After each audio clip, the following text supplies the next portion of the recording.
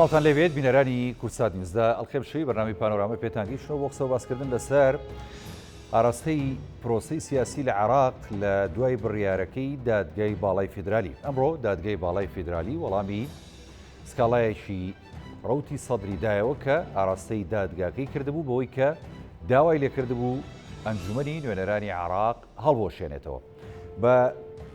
پێی یاسا و بە پێی دەستور دادگای باڵای فیدرالی عێراق وەڵامی داواکەیایەوە کە ئەوان دەسەڵاتی هەڵۆشانەوەی ئەنجومەنی نوێنەرانی عێراقیان نییە، ئەوە دەستورە بە پێی مادەی 64 ئەتوانێت ئەنجومەنی نوێنەرانی عێراق هەڵۆشێنێتەوە. لە دوای ئەم بڕیاری دادگای باڵای فیدرالی دیارە تاوەکو ئێستا کاردانەوە نەبووە بەرامبەر بە بڕیارەکە، بەڵام پرۆسی سیاسی عێراق بەشۆ دەگا لایەنە سیاسیەکان لە چوارچێوەی ئەم بڕیاری دادگای باڵای فیدرالی چۆن جارێکی دیکە گفتوگۆکانیان دەست پێکەنەوە ئاخۆ ئەنجومەنی نوێنەران ئەتوانێت دابنیشێت و پرۆسەی هەڵبژاردننی سەرۆک کۆمار و هەروەها سەرۆکی ئەنجومەنی نوێنەران بە ڕێگە یاسایەکەی بەڕێوە بەرێت. ئەم پرسیارانە ئەم شەو لەگەڵ دکتۆر تاها محەممەدەمین ئەندامی خولی پێشوە ئەنجومەنی نوێنەران ڕۆژێنی. دکتۆر بەخێربی، سوپاس لە پانۆرامە لەگەڵمانی. دکتۆر، دادگای باڵای فیدرالی دوجار بڕیاریدا لەسەرەوەی کە ناتوانێت ئەنجومەنی نوێنەرانی عێراق هەڵبۆشێنێتەوە. ڕاستە ئەمە خۆی کاردانەوە بە دوای خۆی داێنە، بەڵام تا ئێستا ئەم گفتوگۆیەکەین من و تۆ هیچ کاردانەوەیەکمان نەبینیەوە لەلایەن لایەنە سیاسەکانی عێراق. بەگشتی خوێندنەوە چۆنە بۆ ڕەوشەکە؟ سپاس بۆ بەڕێز و سڵاو ڕێزم بۆ بینەرانی خۆشەویست. مشکلەکە لەوایە هەر هەنگاوێک ئێستا لە دەرەوەی ڕێکاری بڵین ئەوەی کە هەیە ئەو بارودۆخەکە هەیە بنرێت لە نێوان هەر لایەنێکە لە زەری لایەنەکە خۆی گەڕێتەوە زەچی تاری تەنسیقی یاخود ئەو تەحالوفەی کە سەدر کردوێتی لەگەڵ هەندێک لایەنی ترە. ئەوەی کە هەیە ئێستا ڕێگە بڵێم لە بەرژەوەندی هەمویان هەیە، وەکو مەرحەلەیەشی ئینتیقالی موقت لە ینی لە دژی هیچ لایەنیشان نیە، هەتاکو لە بەرژەوەندی حکوومەتی شایەکە بۆ مۆزعب بمێنێتەوە و حکوومەت و ئەوی کە لە پشتی حکوومەتی شایە. سەدر ئەوێت و هەر چۆنێک بێت با بڵێن لەم مەرحەلەیە وابکە زەخت بخاتە سەر هەموو لایەنەکانی تر بۆی چەند دەستکەوتێکی تر جاچی یاسایی بێت، چ لە حکوومەت بێت، چ گۆڕانکاری بێت لە فەلسفەی بڵێن گشتی حکومڕانیە لە عێراقا کە ئێوێ زۆری نەحکوم کات، هەرچیەک بێت ئەوێت بە هەر خطوەیەک بێت چێتە پێشەوە و بە هەر شێوەیەک بێت ئامانجەکانی خۆی کە خۆی دای ڕشتووە یاخود ئەو ئەجەندا سیاسی کە خۆی دایناوە بەرەو پێشەوەی ببات یا بیهێنێتە دی. لەبەرەوە ینی وەکو بڵێن حاڵەتی ئیستقرار ئێستا لە بەرژەوەندی هەموو لایەکانە و ڕەنگە بڵێم لە بەرژەوەندی دووەلی ئیقلیمی شایە و دووەلی عالەمی شایە، بەڵام ئەوەیە کێشەکە لەوەیە کە تۆ ئیستقراری سیاسی هەبوو کە لە وڵاتێکی وەکو عێراقا لە بەرژەوەندی سیستمی سیاسی وڵاتەکان نییە و لە سیستمی ئیجتیماعی و یاخو بڵێن لە بەرژەوەندی خەڵکەکەشان نییە کە بەم شێوەیە بێت، چونکە سێکتەرەکانی حکوومەت هەمووی فلیجێ بێ، ناتوانێت بەو ڕێکارەی ئاسایی و بڵێنی با بڵێن ئاسایی کە هەیە هەر ژیان پەکێکەوە بەگشتیان پەکێکە بەتەیشیت. ئەمە ئەوەیە کە بڵێن زۆربەی لایەنەکان بڵێن لەم مەرحەلەیە ئەوەیە کە ئەم چەق بەسوێ و نایانەوێت هیچ خەتوەیەکی تەسعیدی لە دژی یەکتری هینکرد. سەدر هێنایەوەی کە وردە وردە گەیانی ئەوەی شەڕ ببێ، بەڵام لە دوجارە وای کرد کە چونکە زانێ ئەگەر زیاتر تەسعید بێت لە زەریەکە خۆی پاشەکشی کرد و هاتەوە دووەوە. لەبەرەوە هەر تەسعیدێک ئێستا لە هەر لایەنێکا بێت لە نێوان هەر لایەنێکی عێراقیە بێت ئێستا لە بەرژەوەندی لایەنەکان نییە و بە هەموو بڵێن ئەو دەوڵەتانەی کە لە پشتی شیانەوە جا چێ ئەو بەرەی کە سون با بڵێن دووەلی خەلیج و بڵێن ئەو دەوڵەتانی ئەم لای ئێرانەوە دامیانەکەن و یاخود ئەوەی کە لەبەری ئێرانە یاخود ئەوەی کە لەبەری تورکیا و یاخود بڵێن نێو دەوڵەتی کە ئەمریکایە جە هەر دەوڵەتێکی ترایە. ئێستا ئاوایە وەزعەکە، بەڵام ئایا تێڕوانی ئەمێنێتەوە مۆسا دکتۆر؟ قەنەعەتم نییە و ئەمێنێتەوە جا چ بەوەی کە بڵێن لایەنەکان خەتۆی داهاتوو چ ئەوەی کە تاری تەنسیقی چووکە ئێستا ئاخر بڵێن گەورەترین کوتلێنە ناو پەرلەمانیە دوایەوەی کە سەدر پاشەکشەی کرد تقریبا 140 بڵێن کورسی پەرلەمانی هەیە. هەوڵ ئەیات ئەمە وا لێ بکات کە بێتە بڵێن ڕێگایەکی با بڵێن سلمی یا پەرلەمانی بۆی زەخر لە لایانی بەرامبەرکە کە سەدرە وردە توێ بڵێ ئەمە دەرچەیەکە دوجار بۆ لایەنە سیاسی عێراقیەکان هاوکارێکە یاخۆ بڵێن ڕێگا عوزرێکی یاسایی بێت بڵێت من خۆ ئێستا ئاخر بڵێن زۆرترین کوتلەی نیابیم هەیە، من ئەتوانم حکوومەت پێک بێنم و ئەتوانم وردە ئەوەی کە بڵێن لە ڕووی ڕێکاری یاسایە جێبەجێ بکەم ئێستا عوزرەکە یا بڵێن تۆڵەکە لە ڕووی قانونی وەتوانن بەڵام با بگەڕێنەوە دواوە یعنی ئەو کاتی کە سەدر بڵێن زۆرترین کوتلەی هەبوو و با بڵێن زۆرترین ئەندامی هەبوو لە ناو پەرلەمانە توانی حکومەت پێک بێنێ دەیتوانێت لەبەرەوە هەمان ئەو سیناروەیە کە با بڵێن ئیتاری تەنسیقیش ئێستا لەو مەرحلەی کە ئێستا هەیەی هەمان ئەو مووقفێکەتی کەوتووە کە ناتوانێت بێ سەدر بڵێن حکومەت تشکیل کات یاخۆ ڕێکاری یاسایی لە ناو پەرلەمانەکە گەورەترین کوتلەیە وردە ڕێکارە یاسایەکانی جێبەجێ بکات و بەرەو حکومەتی داهاتوو هەنگاو بنێت. دکتۆر منەوێ هەر لەسەر بڕیارەکانی دادگای باڵای فیدرالی عراق بووە سین دیارم بڕیاری ئەمڕۆی ینی بە تەواوەتی کۆمەڵێک دۆسی یەکلا کردو بۆی کە ئەنجومەنی نوێنەران یاسایی و دەستوریە دەبێت بەردەوام بێ لە کارەکانیەوە دەبێت کۆبوونەوەی خۆی ڕێک بخات بەڵام یەک سکاڵایکە هەیە کە ئاڕاستەی دادگای باڵای فیدرالی کراوە لەسەر دەستەکارکێشانەوەی ئەندامانی ئەنجومەنی نوێنەران لە کوتلەی سەدری ئەمە لە چەند ڕۆژی داهاتوە ئەمەش یەکلایی یەکرێتەوە پێ وایە ینی دادگای باڵای فیدرالی لە داهاتوە لەسەر ئەو دۆسەیە بە ئەرێنی لە بەرژەوەندی ڕەوتی سەدر یاخود کوتلەی سەدری بڕیار بە بەوەی کە دەستەکارکێشانەوەکانیان نایاسایی بوو دەبێت بگەڕێنەوە ناو ئەنجومەنی نوێنەرانی عراق ئەمە لە ڕۆی یاسایەکەوە ڕێیتیەچێت دادگای فیدرالی یا زۆربەی زۆری دەسەڵاتەکانی کە لە ناو حکوومەتی عێراقیە و دەسەڵاتانی تشریعی و دادوەری و بڵێن تەنفیزەکەی کە هەیە زۆربەی زۆری بڵێن بە سیاست کراوە مسەوەسە لەبەرەوە هەر قرارێک کە دەرەچێت بەشێکی زۆری یعنی بەشە شێرەکەی بەرەوەکەوێت کە قرارێکی سیاسی وەک لەوەی کە تۆ قرارێکی یاسایی بەحد بێ یعنی تۆ ناتوانانی ئەو بڵێن ئەو حکومە بی کە بڵێن ئایا دادگای فدرالی توانیویتی لە ڕووی لایەنە قانونیەکەیەوە بە تەواوەتی خۆی ظاهرەن وایە بەڵام ئەگە بگەڕێتەوە سەر ئەوەی کە ئەو سیڕاع سیاسی کە لە نێوان هەردوو کوتلەکە هەیە دادگای فیدرالی ینی بێبەشە لەوەی کە بڵێن لایەن ژیری کوتلێکی تر بکات هەڵبەت ینی جوابەکەوەی نەخێر لەبەرەوە زۆربەی ئەو قراراتانی کە لە دادگای فیدرالی بەشە زۆرەکە و شێرەکەی ئەگەڕێتەوەی کە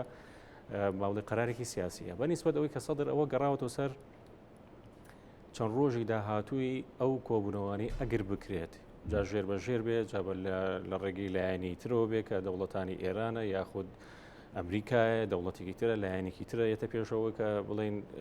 تەسویە بکات لە نێوان هەم ئیتاری تەنسیقی و هەم بەری سەدرەکان لەبەرەوە ئەمە گەڕاوەتەوە سەر چەند ڕۆژی داهاتوو ئایا بۆ ئەوەی حەسمی ئەم مۆزوع بکەن ئەگەر لە حاڵەتێکە سەدر بێتەوە ناو پەرلەمان گریمان ینی گریمان وابوو کە قراری دادگای فیدرالی حەسم بێت بەوەی کە یاخود لە دەسەڵاتی یابێ بەوەی کە ئەندامانی سەدر بگەڕێنێتەوە جا بە هەر شێوەیەک بێ ینی بە هەر عزرێکی معقولی تەشریعی قانونی هەر شتێک بێت بیدۆزنەوە بڵێن باشە کاکە ئێوە وەرنەوە ناو پەرلەمان ئەمە قانونەکەی و ئەمە بڵێن ڕێکارە یاساکەی کە بگرێتە بەر بەڵام ئایا دوای ئەوە سەدر ئەتوانێت حکومەت تشکیلکار لەگەڵ ئیتاری تەنسیقیە بەو ئەجەندا و فەلسفە سیاسی کە خۆی ئێوێت کە ببێتە بەوەی کە عێراق بێتە دەوڵەتێکی تا حدێک مرکزی زۆری نە حکومکە لە عێراقا یخۆ سەدر لە ناو پەرلەمانە بوو ئەی بۆ نەیتوانی ئەوە بکە بەڵام ئەخر هەر لەسەر ئەوەش پرسیاریش کەش دێتە پێشەوە ئەی ئاخۆ ئایا سەدر بەشدارە بێت لە هیچ حکوومەتێکی داهاتوو ئەگەر پێک بێ یاخود بەری ئۆپۆسیۆن هەڵەبژێت بەڵێ ئەخرنا من ینی ئەڵم گریمان ئەگەر لە حاڵەتێکە کە گەڕایەوە ئەو گریمان ئەوەی کە سەدر هات کەوتە ناو گفتوگۆ لەگەڵ لایەنەکانی تری تەنسیقا ئەتوانێت قەنەعەت بە لایەنەکانی تر بکات یا لایەنەکانی تر قەنەعەت بڵێن ئەگەنە و قەنەعەتی کە سەدر بێتە پێش و ناو حکومەتە و بەپێی ئەو فەلسفەی کە خۆی هەیەی حکومەت تشکیلکات و زۆری ناپێک بێنێت ئەمە قەنەعەتم نییە لەبەرەوەی لەو حاڵەتانە لەبەرەوەی پێشتر خۆ سەدر لە ناو پەرلەمانە بوو ئەزمونەکەی تاقی کردەوە هاتە پێشەوە و زۆربەی زۆری ئەو مبادرانی کە کرد کە ئەبێت بڵێن ڕەنگە ینی ژێرا و ژێر کۆمەڵێک تەنازولاتیشی بۆ ئیتاری تەنسیقی کرد بەڵام نەگەیشتە نەتیجەیە کە ئەوان قەنەعەت پێ بکات کە بێن ناو حکومەتەوە حکومەتەکەش تشکیل نەکرا لەبارەی ئەوەی کە ئایا سەدر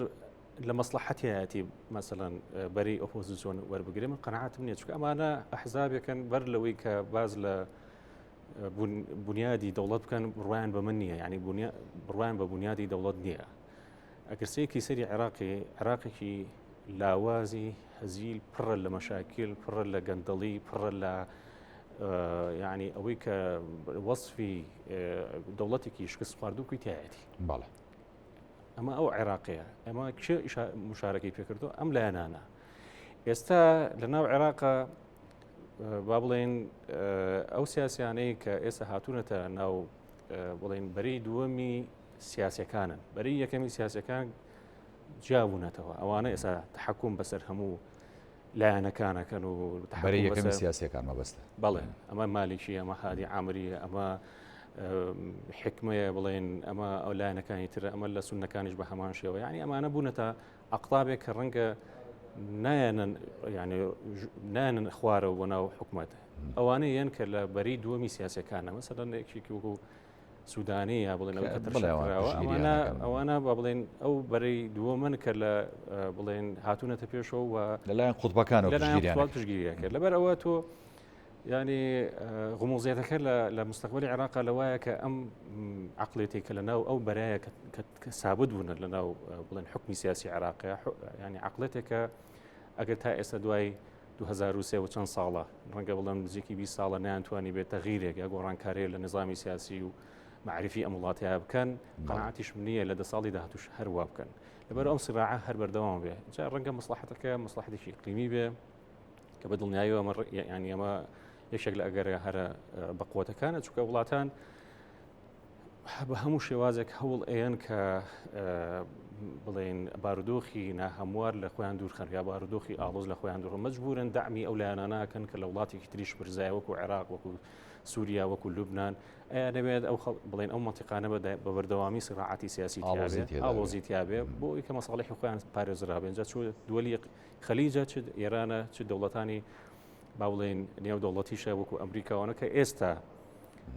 ئامانجە استراتیجیەکانی لەم منتیقەیە وردە لە پاشەکشەیە بەخۆی ئەوەی کە مەشغوڵە بە کۆمەڵە کێشەی ترەوە لە ئوکرانیا لە سینە ئیلا ئاخری ئەوانە سووریاش رووسیاش ئەوەی بینی کە وەزعیتی لەگەڵ ئوکرانیا لەگەڵ وڵاتانی غەربیە لەبەرەوە سیرەکەی لە ناو عێراقا ئەم پەشێونە جێگیری کە لە ناو عێراقا هەیە بەدەر لەوەی کە مەسلحەتی لایەنە بچووکەکانە کە لە ناو عێراقانەوە قوتڵە سیاسیەکانە مەسلحەتی دۆڵی یقلیم و دەوڵەتیشی تایە ئەوانەی کە ینی بەرژۆندیان لە عێراقا هەیە هەر لەسەر ئەو مەسلەی گەڕانەوەی ئەندامانی سەدر بۆ نێو ئەنجومەنی نوێنەران جەنابەت ینی ئەندامی خولی پێشووی ئەنجومەنی نوێنەران بووی و پرۆسە یاسایی و دەستوریەکانە زانیت کە بۆ مەسلەی دەستەکار کێشانەوەی ئەندامێکی ئەنجومەن یاخود کوتلەیە کە بیوێ لە ئەنجومەنەکە بکشێتەوە تاوان وەکو دەوترێ دەبێت بە زۆرینی دەنگی ئەندامانی ئەنجومەنی نوێنەران بڕیان لە دەستەکار کێشانەوەی ئەندامیشی ئەنجومانەکە بدرێت بەڵام ئەوەی ئەوان نەخێر محەممەد هەلبوسی ئیمزای کرد ئەمەیان جەناب دۆکو ئەندام پەرلەمانێکی خولی پێشوو بە یاسایی ئەیبینیت دکتۆر هەر قەرارێکی پەرلەمانی کە دەرەچێت و ڕئیسی پەرلەمان موافقەتی لەسەرکات لە ڕووی یاساییەوە هیچ هینێکی نییە بڵێن ڕێگریکی نییە چونکە قەرارێکی پەرلەمانیەوە سەرۆکی پەرلەمان موافقەتی لەسەر کردووە ڕەنگە ئەمە نقطەیەشی زۆر جەوهری نەبێ بۆچی سەدر بڵێن ئەم خەتوویەوە هەنگاوینە یعنی نقطە جەوهرەکە ئەوەیە کە ئەو ئەویز لە ڕێگەی ئەوە وردە تەسعید لەو بڵێن بارودۆخە بکە کە بڵێن دروست بووە لە نێوان خۆی و لە نێوان لایەنەکانی ترە یعنی ویستی چوونە دەرەوەی وا لە شارعی عێراقی بکە کە ئەم کەسایەتیشی پاکی بێگردە و هیچ حەقێک و پەیوەندیەکی نییە لەسەر ئەو بارودۆخی کە لە عێراق ڕووەکە مال علم ئەوەی کە ئەو وەزیر و مدیر عام و وەکیل وەزیرانەی کە سەدر هەیەتی ڕەنگە لایەنەکانی تر نەیبێت کە لە شوێنە زۆر حساسەکانی ناوی بڵێن حکوومەتەکەی مستەفا کاظمی ینی بەشێکە لە ینی ڕوتی سەدر بەڕاستی زۆربەی زۆری بڵێ ینی بڕیارەکانی ئامانجەکانی سەدر جێبەجێیەکە و بڕیارەکانی ئەو جێبەجێیەکە لەبەرەوە سەدر لە ڕێگای ئەو خەتە پۆپۆلیستی کە دروستی کردووە یا با بڵێن ئەو قەناعەتەی کە لە ناو خەڵکا دروستی کردو جا چ بەوەی کە لە ڕووی سیاسیەکەەوە کە توانێتی لاعیبێک و کەسایەتێکی سیاسی بڵێن کاریگەر بێ لە ناو خەڵکە چ لەوەی کە سوودیشی لە بارگراوندە کۆمەڵایەتێکی خۆیە بینێ کە کوڕی محەممەد باقر سەدرە و ڕەگ و ڕیشی لە ناو بڵێن کۆمەڵانی خەڵکی عێراق هەیە بەتایبەتی شیعەکان و لە مەدینە سەدر و لە ناوچەکانی تری عێراق و بەوەسڕە کە لایەنگر و بڵێن خەڵکێکی زۆری لە منتیقا هەیە و سەرباری ئەوەی کە خاوەنی میلیشایەکی چەکداریە کە نزیکەی لە حدودی ڕەنگە بڵێم 30 بۆ 40 هزار چەکداری هەیە کە ئەمانەوەی کردووە سەرباری ئەوە ئەو تەمویلە خارجی کە بۆیێت تۆ دیقەت بە ینی ئەو هەموو خەڵکە کە هاتووە ناو پەرلەمانەوە هەموو ڕۆژێک ینی لە خواردن لە خواردنەوە لە ئیسراحات لە هەرچی ئەوەی کە پێویست بوو بووی دابی نەکرا ینی ئەمە ڕەنگە بڵێم ئەگەر ئەمە تەمویلێکی بە قوتی نەبێ و خەڵکێکی و وڵاتێکی بڵێن لە پشتەوە نەبێت چۆن ئەتوانێت ینی ئەم کە بوو ماوەی خۆی ڕۆژ و دو ڕۆژیش نەبوو بڵێ ڕۆژێک و دو ڕۆژیش نەبوو ینی ئەوە چەند هەفتە بوو کە خەریکی ئەوە بوو ئەو بڵێن پەشێوی دروست کرد بوو لە ناو حرەمی پەرلەمانە و بێ ئەوەی کە کرابەوە بازارێکی میلی هەموو شتێکی تیا ئەکرا لەبەرەوە سیر دەکرد ئەمە ینی بەدەر لەوەی کە خۆی وەکو باسم کرد ینی یاریزانێکی سیاسی بە قوتە سوودیشی لەو بڵێن ئەحکامە سیاسیە یا خۆ باواردوخە سیاسێ بینیوە جا چه سراعی بینی سونە و شیعە یا سراعی بینی وڵاتانی خەلیجی و لەگەڵ ئێرانە توانیوێتی بە هەر چۆنێک بێت ئەو سراع بەڕێوەبرێت لەگەڵ خۆی و لەگەڵ ئەو لایەنانەی کە لەگەڵ ئێرانان پێشتر دکتۆر باست لە استراتیژ و پلانەکانی ڕوتی سەدر و خودی مختەدا سەدر کرد بۆ ئەو دۆخ و ئەو گوزەرانی کە ئێستا عێراق پێدا تێپەڕە بێت دیارە قۆناغ بە قۆناغ ینی ئەو استراتیژی کە دای ڕەشە بۆ کوجەنابە ئاماژەت پێدا ئێستا سەدر ناوێتی بەڵام بینیمان لە هەموو قۆناغەکانە تا ڕادەیەک ڕاستە زۆر کەس بە سەرکەوتنی سەدر و سەدرەکانی ناوابن بەڵام ینی شکست لە دوای شکستیشمان بینیوە ینی چوونە بەردەم ئەنجومەنی دادوەری یەکێک بوو لەو هەڵە استراتیژیانی کە سەدر کردی لە پلانەکانیە جارێکی دیکە ئەمڕۆکە لە دادگای باڵای فدرالی دۆسەیەک دەدۆڕێنێ ئەمە شکستێکی دیکەیە بۆ سەدر و سەدرەکان پێ دوایە هەنگاوی داهاتووی مختەدا سەدر و خودی ڕەوتەکەی بە چه ئاراستەیەک دەبێت ڕەوتە سیاسی و قانونیەکە ئەگرێتە بەرجارێکی دیکە یاخود نەخێر مەدێکی دیکەی جەماوەری دروستەکە بۆی کە فشار بخاتە سەرلایانی بەرامبەری کە هێوی چوارچەوەی هەمانژیە خۆی سیناریۆکان زۆرن ڕەنگە بڵام ئەوەی کە هەیە تا ئێستا بەرەی مالکی و با بڵێن ئیتاری تەنسیقی پاشەکشی لێوە نەکردووە کە بڵێن محەممەد شیع سوودانی کە تەرشیح کردو بووی کە ببێتە سەرۆکی حکوومەت و زۆربەی زۆری ئەو بڵێن بەرنامەیە کە خۆی دایناوە تا ئێستا هیچ گۆڕانکاریەکی تیا ڕووینێ و ئەوەی کە سەدریش خۆشی ئێڵێت هیچ گۆڕانکارەیە ڕووینیاوە ڕەنگە یەکێ لە سینارۆکان ئەوەیە کە بگەنە نەتیجەیە کە بڵێن مرشحی ئیتاری تەنسیقی موافقەتی لەسەر بکرێ حکومەتێک پێک بهێنرێت ینی موافقەتەکە بە سەدریشەوە ئەوانش موافقەتکەن لە ڕەوان لەوانەیە بە زەختی ئێران بێ بە زەختی ئەمریکا بێ بە زەختی دەوڵەتانی تر بێت معادلاتی ئیقلیمی دروست بێتەوە لە نێوان تەفاهمێک دروست بێت ینی ئەمانە هەمووی واریدە لە سیاسەتە ئەمە یەکێ لە سیناریۆکانە سیناریۆیەکی تر لەوانەیە ئەوە بێت کە مرشحی ئیتاری تەنسیقی پاشەکشێ بکە و بڵێن بگەنە نەتیجەیە کە کەسێکی بێلایەن نە لە سەدرەکان بێت نە لە ئیتاری تەنسیقی بێت هەڵبژێنەوەی حکومەت تشکیلکەن یا ئەوەتانەیە ئەوەیە کە زیاتر هەر لایەنەوە بەرەو تەسعید دەڕوا کە لەوانەی نەتیجەکەی کە لە مەسلحەتی هیچ لایەکیان نییە ئەوەیە کە وردە احتیمال لە شەڕی ئەهلی لێ بێتەوە کە ئەمە ڕەنگە دوور بێت ینی بڕوا ناکەم هیچ کامێکیان بەرەو ئەو ڕێگایە ینی ئەو ڕێگای بەڵای خۆ نزیک بوو ینی خۆمە بینیمان لە ماوەکانی ڕابردوو ینی هەردوو لە چەگاریان هێنایە سەر شەقامەکان و بەرامبەر بە یەک چۆن ینی کاکاوڕە نەیان نەگەیانە حدێک کە بەتاوەتی فریاکەوتن شەڕەکە بگوازێت چکە لە مەسلحەتیانیانە و لە مەسلحەت چووکە ئەگەر وا بێت ئەو کاتە ڕەنگە جەویش تەدەخوری تیاب کردە میلیشا شیعەکان کە نزیکی 160,000 چەکداریان هەیە زیان لە 7 گروپن ینی ئەمانە تەدەخولکەن وردە تەصریحات هاتە پێشەوە لە بڵێن سەرکردەی گروپە بڵێن ئەوانەی کە سەر بە ئێرانن حیزب الله بوو مەسەلەن کۆمەڵە لە گروپەکانی تر ئاهاتنە مەسەلەن تەصریحاتیانە لەوانەیە ئەگەر تەسعید ڕووبای ئێمەش تەدەخولەکەین إلى آخره یعنی ئەمانە هەمووی هاتووە سەر ئەوەی سەردەمی ئەو بڵێن سەرکردە میلیشیانێک کە لەناو بەقای و سەر بە ئیتاری تەنسیقین ئەوە بە سەدر لە ئاخر لەحزەی پاشەکشی هەرچەند ینی با بڵێن هەواڵێک بڵاو بوو بۆی کە ژێرا و ژێر سەدر و ئیتاری تەنسیقی گەیشتبوونە تەفاهمێک لەوەی کە یەکەم دانیشتنی پەرلەمان بکرێت بەبێ ئەوەی کە بڵێن ناوهێنانی ڕئیس سەرۆکوەزیران دیاری بکرێت و مرشحی ئیتاری تەنسیقی پاشەکشە بکە و لەگەڵیشە لە جەلسی دووەمە مناقەشی ئەوە بکرێ وردە پەرلەمان بەپێی ڕێکارە یاساییەکان خۆی هەڵوەشێنێتەوە جا چ بەوەی کە با بڵێن سەرۆکوەزیران تەقدیمی تەڵەبێ بکە بۆ ڕئیسی جمهوری ڕئیسی جمهوریە موافقەتکە ئەی بۆ ڕێکەوتنە ینی بەردەوام نەبوو ئەوەی کە باسەکرا ئەوەی کە باسەکرا بەڵام ئیتر ڕەنگە ئەمەش ئەوە بوێت کە ئیتاری تەنسیقی هەوڵی یابێت ئەو مەدە جەماهیری کە با بڵێن سەدر بڵێن لە پشتیەوە بوو وردە خاموشی کەنەوە و چەکدارەکانی لە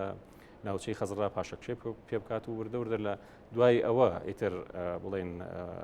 مفاوەزاتیان لەگەڵ دەست پێ بکەن و هەریەکە و بەپی بەرنامە و ئەجێندای خۆی بێتە پێشەوە ڕەنگە ئەمە بەشێک لەو سیناریۆ بوو بێت بەڵام ئەوەی کە باسەکرا و کاتە کە هۆکاری سەرشی کە سەدر پاشەکشەی کرد لە ناوچەی خەزرا بە دەرلەوەی کە گەیشتووە حدێکی زۆر خەتەر ئەوە بوو کە تەفاهمێکی ژێربەژێر کرابوو بەڵام تاچ حدێک ئایا ئەمە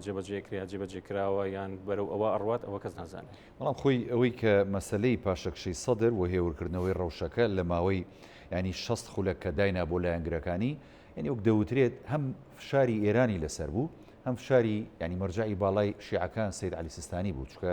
ئەوان ویستیان جوڵەیە بکەن لە بەرامبەرە سەدر زوو جوڵەی کرد بۆی کە چۆنڵان هەدارەکە لەسەر ئەوان نەشکێتەوە بەگشتی ئەگەر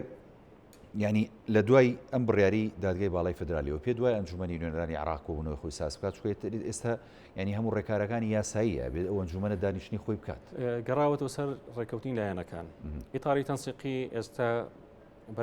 بەردەوامە لەوەی کە ئەڵێت من ئیلا ینی حکومەت تەشکیلەکەم چکە نزیکی 140 نایبی هەیە ئەوانی کە چوونە دەرەوە سەر بە سەدرریەکان و زۆری کە هاتنە جێگان زۆربیان سەر بە بڵێن لایەنەکانی تر بوو کە لە ئیتاری تەنسیقیان جا چه حکمە بوو چه حزبی داوا بوو لایەنەکانی تریش لەوانەیە ئەو سیناروەیە بێتە پێشەوە کە ئەوانیش وردە بەرەو تەسعیدی بڕۆن بەڵام ئەوەش بۆیان ناچێتە سەر چۆن سەدر کە لە بیدایەتی پرۆسەکەیە لە بیدایەتی ئەوەی کە پەرلەمان دانیش زۆربەی کورسیەکانی لابوو نەیتوانی بەبێ ئیتاری تەنسیقی قەناعەتهێنان بە ئیتاری تەنسیقی حکومەت تشکیلکە قەناعەتم نییە با بڵێن بەری ئیتاری تەنسیقیش بتوانێت بەبێ سەدرریەکان بیکات ئەو بڵێن مبادرانەی کە ڕئیسی کاظمی پێشکەشی کردووە لە کۆبوونەوەی ئاخری سەرکایەتەکان لەگەڵ لایەنەکانە سەدرریتیان نەبوو لەبەرەوە سیرتە کرد کاریگەریەکەی ئەوە نەبوو کە بێن لەگەڵ لایەنەکان وا لێ بکە کە لێک نزیک بنەوە دەرچێکە ئەوەیە بەشداری نەکردنی سەدر لە هەر کۆبوونەوەیەکە ینی شکستی و کۆبوونەوەی بەڕاست بەتەیشین جا لەبەرەوە کاتێک لە حاڵەتێکیشە ئەگەر ئیتاری تەنسیقی بێت یەکەم جەلسەش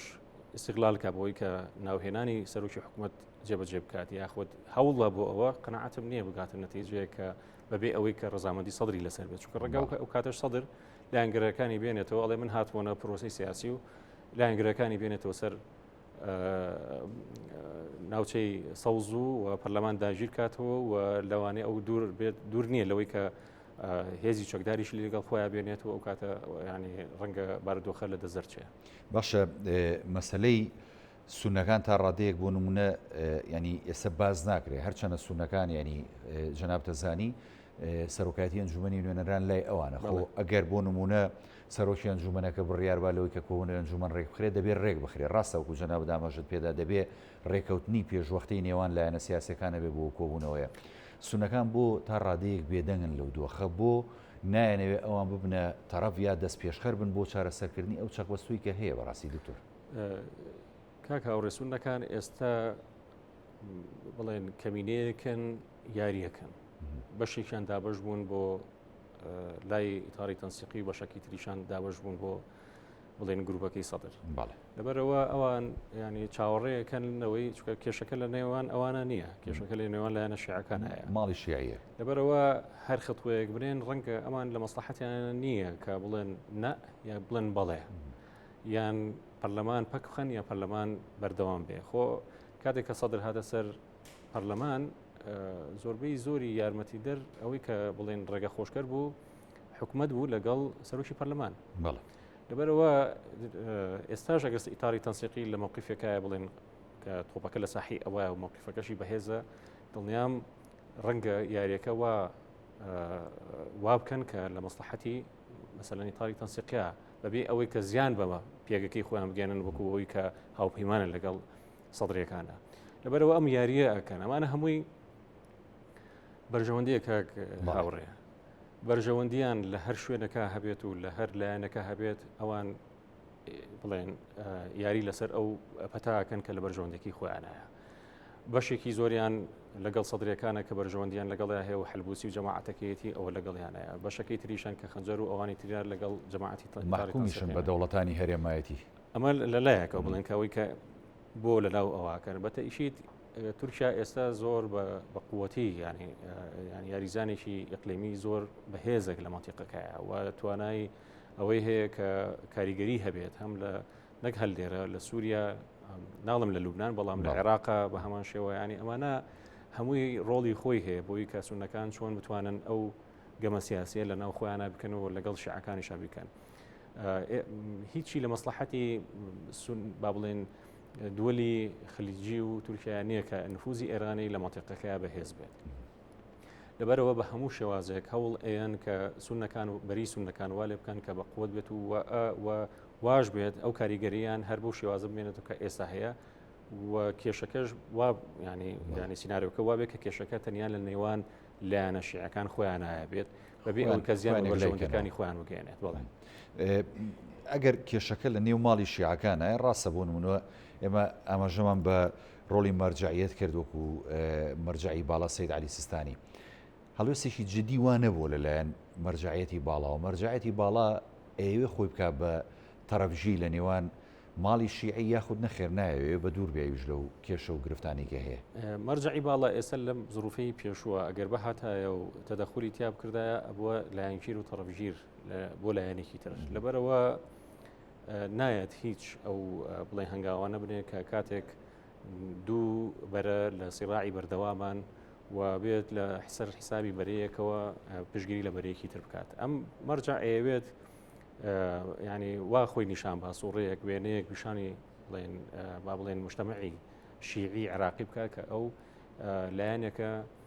هیچ لایەنگیری بۆ هیچ لایەنێکی سیاسی عێراقی نییە ینی بڵێن مەرجعێکی دینی با بڵێن خواییە کە لەلایەن خۆیان قەناعەتی خۆیان پێێتی شیعیە لەبەرەوە نایەتە دەخول لەو سیڕاعانە بکە کە وا بکات کە مۆرکێکی لایەنگیری بۆ لایەنێکی دیاریکرا و دیار لەبەرەوە هەر لە سەرەتای سیڕاعەکەەوە لە بینی لایەنی بڵێن سەدری و ئیتاری تەنسیقیە تا حدێک خۆی بە دوورگرتوون و لێدوانی نییە نەهاتە ناو ئەوەی کە ئایا سەدر چی بکات ئایا سەدر پاشک چووکە گەر بەهاتە و تەسریحی باە ئەبواە بە سەدری بووتە پاشەک شە بکایە بە سەدری بووتە ئەو ئەزمەیە کە دروست کردو وردە کۆتایی پێبێنان ئەوە وانیشانەدرا هەڵبەت سەدریش گەوتە ئەوەی کە ئەو کاتە مەرجعێتیش بێلایەن نابوو وەتانی مەرجعێت با بڵێن مووقفی هەیە و زیاتر پشتگیری لایەنە شیعەکانی ترەکە وای لە شارعی عێراقیە کرد قورسایی مەرجعی شیعی لە بڵێن کە سیستانیە لە عێراقا ئەو قورسایی ناهێشت و وردە پێگەی خۆی چکە یەکێک لە هەدەفەکانی با بڵێن سەدر ئەوەیە کە جێگەی هەموو مەرجعەکانی تر بگرێتەوە و ببێتە مەرجعیشی مقدس لە عێراقا وەکو چۆن پێشتر باوشی کە محەممەد باقر سەدر بەڕاستی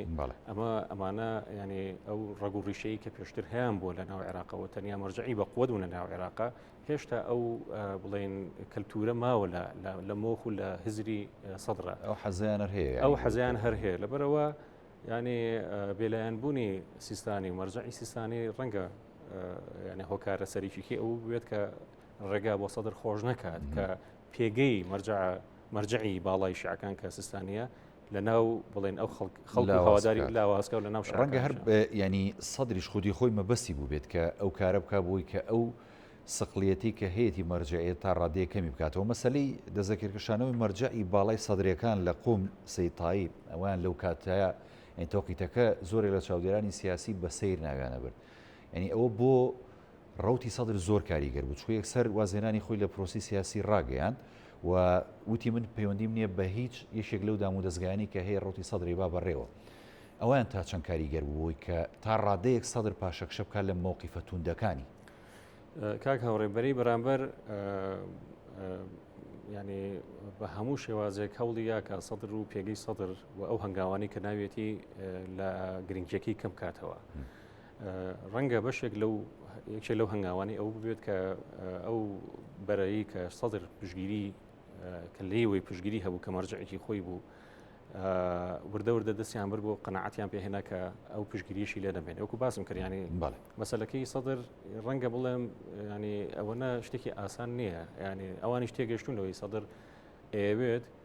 حکمێکی تاگڕەوی بەهێزی محکومەتیشی مرکزی زۆرینە دروستکە بەڵام خۆی تایە باڵا دەست بێت هەم لەلایەنی حکوومەتەوە بڵێن زۆربەی وەزارەتەکان وەرگێنجە بە سەرۆکوەزیرانیشەوە ینی لایەنی جیبەجەکار وردە وردە لە ڕووی دینی و ئاینی و تەشریعی بڵێن لە ڕووی ئاینیشەوە وردە وردە ئەو مەرجع ئاینی خۆی باڵا دەست بێ و وردە وردە دەسەڵاتی خۆی لە ناو هەموو چین و توێژەکانی شیعەتە بڵێن خۆی وەریگرێت ئەو کات هەوڵیشی بۆ تەسفێکردی لایەنەکانی بەرامبەریە ئەوە ڕەنگە بڵێم ئامانجی داهاتوو یان با بڵێن خەتۆی داهاتووتری تەبەتەیشیت ئەوە ئەبوو لەبەرەوە هەم ئێرانیش و هەم لایەنە شیعەکانی تریش چونکە تۆ یەکەم تەسریحی مەرجعەکەی خۆی ئەوە بوو کە ئەبێت هەمومان پشتگیری لە مەرجعی شیعی خامنەئی بکەین لە ئێرانە کەواتە لێرە ینی وردە وردە ئەگەر ینی سیرکەی ینی سوورەکە زیاتر وازە هەبێت کە ئەوەی کە سەدر بیری لێ کاتەوە شتێکی ئەوەنە ئاسان و با بڵێن هین نییە سانان نییە کە لایەنەکانی تر ئاوە سەحەکی بۆ چۆڵکەن و سەدر ببێتە ینی تاکە کەسی فەرمانڕەوە لە مەنتیقەکەیە مەسلەی ئەمریکا زۆر جاریانی باسییانەکرد لە پشت پەردەوە کارەکە ئەمریکا ینی بینیمان لەو کێشانەیە تا ڕادەیەک بێلایانی خۆی هەڵبژار بێدەنگ بوو بەڵام ینی دوجار هەم بە لێدوانی جۆ بایدن هەم بە ینی ڕاگەنراوێکی بەرپرسانی باڵای ئەمریکا کە لە عێراق بڵێ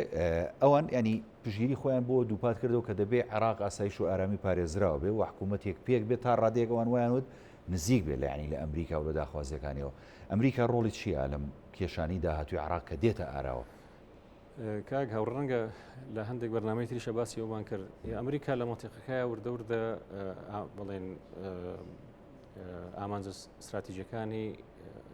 ئێرە نییە یان با بڵێن وردە وردە ڕۆڵی خۆی لە مۆتیقاشاکە لێرە ناڵم پاشەکشی کردو بەڵام زۆر گرنگی پێنایەت وەکو باسم کرد ئێستا ئەمریکا لە سیراعیشی زۆر قورس و قوڵایە لەگەڵ هەم لەگەڵ سینە هەم لەگەڵ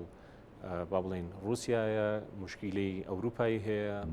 لە مانتیقەکە مشکلی هێشتا سووریا و ئیسرائیل و فەڵەستین و کۆمەڵێک شوێنی تری هەیە ئەمانە لەبەرەوە سیر هەیە سیرەکەی ینی بەنسبەت عێراقەوە مادام ئێستا نەگەیشتوتە لێواری تەقینەوە لە ناو عێراقا کەواتە هێشتا مەسلحەتی ئەمریکا پارێزراوە کەی گەیشتە ئەوەی کە لایەنەکان بیرەنەوتەکانیان داگیر کرد لایەنە شیعەکان دەستیان گرت بەسەر داهات و سەر و سامانی ئەم وڵاتە بەتاوەتی و ئەمە با بڵێن خەتەریاتیشی دروست کرد لەسەر بەرژەوەندەکانی ئەمریکا لە مەنتیقەکەیە ڕەنگە لە شەو ڕۆژەکە داها هزار جوندی ئەمریشی لە مەنتیقەکە ببینیتەوە سەر لە نوێ با بڵێن واکات کە وەکو هێز بڵاو کاتەوە هەر زانیارێکیش بڵاو بوو لەم دوێنێ بوو یا ئەمڕۆ پێم وابێت کە تەمای هێز بنێرێت ڕاست ئەمان ینی تا چەند وایە ڕەنگەوە ئیشارەتێک بێ بۆ لایەنەکان ئەگەر ئێوە دەست بەرن بۆ مەسلحەتی ئەمریکا ئێمە ینی ڕێگای ترمان هەیە کە ئێمە بتوانین پارێزگایی لە مەساڵحی خۆمان بکەین ڕەنگە ئەمە هەمووی چۆنەڵێ ئەڵێ قسەی و ئەخێنە ناو پەیام پەیامەکە گەیەن لایەنەکان وریابن ئێمە لە مەنتیقەکەیان هێشتا بۆ مەسلحەتی خۆمان هەیە و ناشمانەوێ مەنتیقەکە و عێراق بچێتە لێواری جەنگێکەوە کە ئەمە بڵێن دژی ئاسایش و ئەمنیەت و مەساڵح و بەرژەوەندەکانی ئێمە بێت لە مەنتیقەکەیە چونکە عێراق ینی لە ڕووی جیۆسیاسیەوە ینی ئەهمیەتێکی زۆری هەیە هەم بە نیسبەت وڵاتانی عەرەبی و هەم بە نیسبەت وڵاتانی وەکو ئەمریکا و ئەوانە وڵاتانی عەرەبی ینی با بڵێن حدودێکی زۆری هەیە لەوەی کە لەگەڵ وڵاتێکی ترەکە غەیری عەرەبیە و طموحی تری هەیە هەر ئیمتیدادێک لە دەسەڵاتی ئێران لە عێراقا کە زیاتر بڕوات ئەوە لە لوبنانە ئەوە لە سووریایە وردە وردە مەساڵحی وڵاتانی عەرەبی کە زیاتر پارێزەری مەساڵحی ئەمریکی و غەربیە هەڵبەت ئەوە قبولکراو نابێت لەیان ڕەنگە هەتا قسە لەسەرەوە بوو کە میسر بڵین هێز بنێرێ یارمەتی حکوومەتەکەی کازمی بە لەبەرەوە زۆڕەت کرایەوە بڵێ بەتەشید ئەمانە هەمووی ڕەنگە لە ئەرزی واقعا قورس بێت ئەوەی کە مسیر لەوەوە خەڵک بنێرێ یاخود بڵێن هێزی چەکداری خۆی بنێرێت و دیفاع لە حکوومەتەکەی کازمی بکە بەبێ ئەوەی کە ئاماژەیەکە بێت لە غەرب یا لە ئەمریکاوە یا ئەمریکا مەسەلەن ئاماژەیەکە خاتە ناو ئەلام و ئەڵێ من ئەگەر مصلحەتی نەپارێزن یاخۆ بڵێن لە مەنتیقەکە استقرار نەبێ من مەجبورم بە هێز استقراری مەنتیقە جێگیر بکەم ئەمانە هەمووی معادلاتی استراتیژی ئیقلیمی نێودەوڵەتیەکە هاوڕێ هەر یەکە و هەوڵ ئەیاد